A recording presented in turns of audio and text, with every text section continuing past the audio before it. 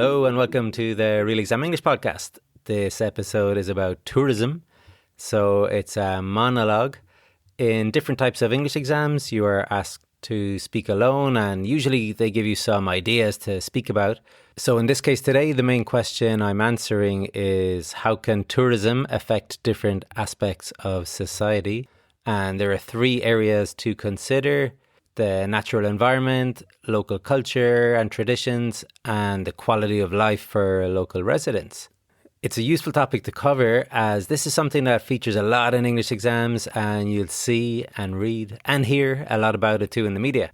As with the previous monologue episode I did about marijuana, pay attention to the organisation of this piece and how there are various points and counterpoints offered. Keep an eye out too for phrasal verbs and cleft sentences, and there's quite a lot of figurative language used also. If you would like a detailed breakdown of all this fancy language, then you can get that in the transcript, which can be purchased over on the Real Exam English website, realexamenglish.com. All right then, here we go. I'm going to talk about tourism and how it impacts society.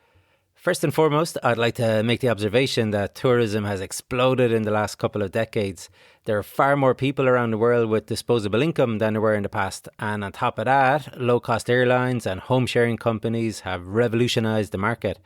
As a result, societies all over the world are grappling with the impact of this expansion in different ways.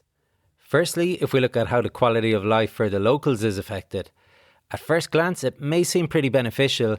Tourism provides jobs after all. Locals can get jobs in hotels, theme parks and other tourist attractions, as well as in ancillary services such as bars, restaurants, car parks and so on. That being said, it is often the case that the biggest profit goes to the huge multinational hotel chains and tour operators rather than to the local population. Added to that, it's the locals who have to put up with all the negative ramifications of this increase in tourism. It's their towns and cities that are now jam-packed with tourists, to the point where there are some parts of their home places that are just not worth visiting for them anymore. What's more, tourists often don't abide by the same cultural rules as the country they're visiting, nor do they respect the local customs. For instance, here in Spain, tourists often come here in their hordes to get drunk and have a good time, which is fine, each to their own. But at the same time, this leads to problems with noise for the locals, people urinating in the streets, others dropping litter, or just the general feeling that they're treating these places as their playgrounds without showing a modicum of respect to the locals and their towns and cities. Nevertheless, when it comes to customs and traditions, there is an upside to tourism too. There's a whole other cohort of tourists, not the getting drunk and fighting ones, that are keen to find out about the unique cultural offerings their holiday destination has. So they want to sample local cuisine, hear the traditional music, take in a dance show, attend a craft workshop or whatever.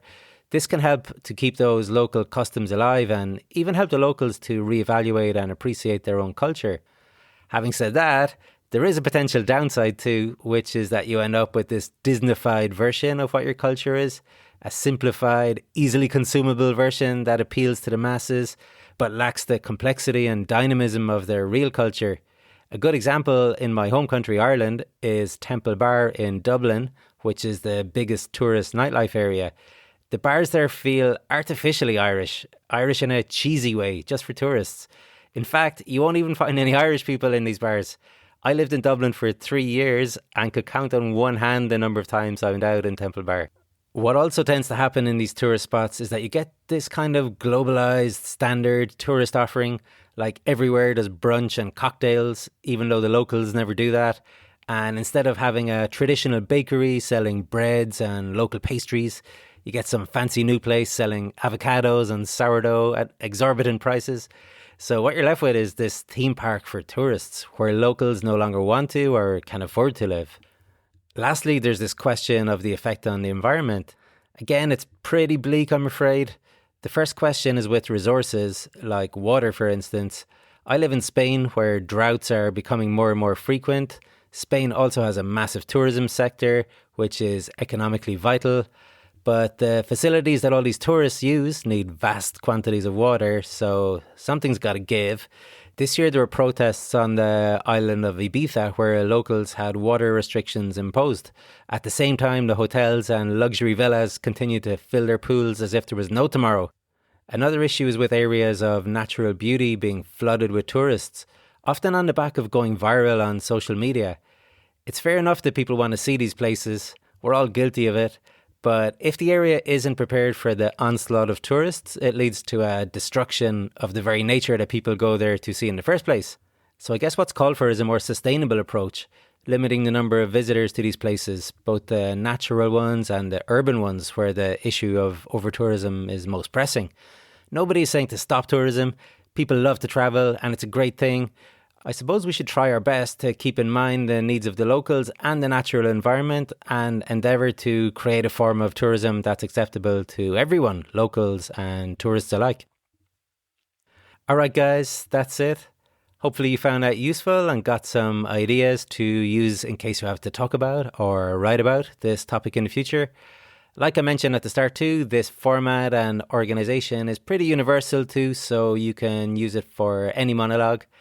Okay, cool. Let me know what you think of the episode on social media or on your podcast player, and I'll be back again soon. All the best, Trevor.